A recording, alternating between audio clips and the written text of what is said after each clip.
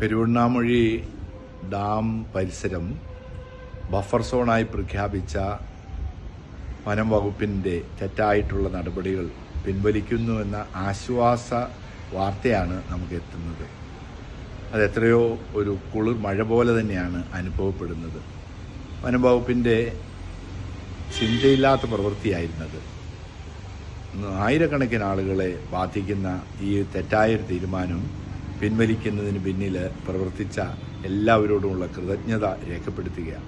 സർക്കാർ നിയമങ്ങൾ കൊണ്ടുവരുമ്പോൾ ആ നിയമം ജനങ്ങളെ എങ്ങനെയാണ് ബാധിക്കുന്നതെന്ന് പഠിക്കാതെയാണ് നിയമങ്ങൾ പലപ്പോഴും, ഏറെ പ്രത്യേകിച്ച് വന നിയമങ്ങൾ, അതിനൊരു തിരിച്ചടി തന്നെയാണ് നൽകിയിരിക്കുന്നത്. ഇത് പിൻവലിക്കാൻ നല്ലൊരു തീരുമാനമെടുത്ത സർക്കാരിനും പിൻവലിക്കാനുള്ള അടിയന്തര പ്രമേയം കൊണ്ടുവന്ന പ്രതിപക്ഷത്തിനും പ്രത്യേകമായി കൃതജ്ഞത രേഖപ്പെടുത്തുന്നു. ഇനിയെങ്കിലും ഞങ്ങൾക്ക് ആശ്വാസത്തോടെ കഴിയാമല്ലോ.